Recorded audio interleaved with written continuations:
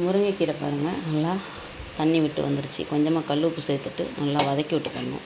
கீரை வதங்கினதுக்கப்புறம் தான் ஜீரகம் பூண்டு தட்டி போட்டு அதுக்கப்புறம் தேங்காய் திருவி போட்டால் சூப்பரான முருங்கைக்கீரை பொரியல் ரெடி ஆயிடுச்சு.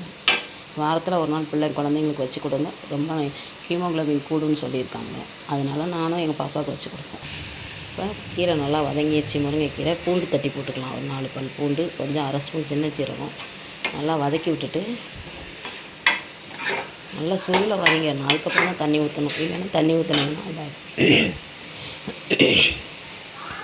கொஞ்சமாக தண்ணி ஊற்றி மூடி வச்சு நல்லா வெந்ததுக்கப்புறம் தேங்காய் பூ போட்டு திருவிட்டு கீரை நல்லா வேகணும். வெந்தால் தான் நல்லா சாப்பிடணும். அதே போல் முருங்கைக்கீரை அகத்திக்கீரையெல்லாம் ஆற வச்சு தான் சாப்பிட்ணும். பார்த்துக்கோங்க. நல்லா சூப்பரான முருங்கைக்கீரை ரெடியாகி தேங்காய் திருவி போட்டால் ரொம்ப டேஸ்ட்டாக இருக்கும். இல்லை பாசிப்பருப்பு போட்டாலும் கூட்டாயிரும், நல்லாயிருக்கும்.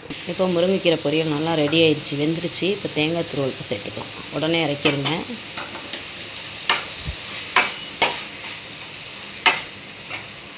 சும்மா பார்த்திங்கன்னா சூப்பரான சூடான நல்லா மாங்காய் பச்சடி ரெடி ஆயிடுச்சு நம்ம வீட்டில். இந்த பக்கம் சூடான சாம்பார், சுட சுட சோறு ரெடி ஆயிடுச்சுங்க. அதுக்கப்புறம் சூப்பரான சத்துள்ள முருங்கைக்கீரை பொரியல் ரெடி ஆயிடுச்சுங்க. அவ்வளோதான்.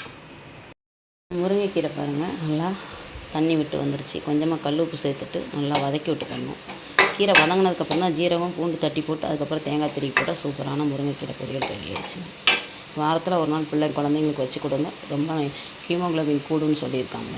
அதனால நானும் எங்கள் பாப்பாவுக்கு வச்சு கொடுப்பேன். இப்போ கீரை நல்லா வதங்கிடுச்சு. முருங்கைக்கீரை பூண்டு தட்டி போட்டுக்கலாம். ஒரு 4 பல் பூண்டு, கொஞ்சம் அரை ஸ்பூன் சின்ன ஜீரகம் நல்லா வதக்கி விட்டுட்டு நல்லா சுருள வதங்கிடணும். அதுக்கப்புறம் தான் தண்ணி ஊற்றணும். இல்லைன்னா தண்ணி ஊற்றினோம்னா இதாகிடும். கொஞ்சமாக தண்ணி ஊற்றி மூடி வச்சு நல்லா வெந்ததுக்கப்புறம் தேங்காய் பூ போட்டு திருவிட்டு கீரை நல்லா வேகணும். வெந்தால் தான் நல்லா சாப்பிடணும். அதே போல் முருங்கைக்கீரை அகத்திக்கீரையெல்லாம் ஆற வச்சு தான் சாப்பிட்ணும். பார்த்துக்கோங்க. நல்லா சூப்பரான முருங்கைக்கீரை ரெடியாகி தேங்காய் திருவி போட்டால் ரொம்ப டேஸ்ட்டாக இருக்கும். இல்லை பாசிப்பருப்பு போட்டாலும் கூட்டாயிரும், நல்லாயிருக்கும். இப்போ முருங்கைக்கீரை பொரியல் நல்லா ரெடி ஆயிடுச்சு, வெந்துருச்சு. இப்போ தேங்காய் துருவல் சேர்த்துக்கலாம். உடனே இறக்கிடுங்க.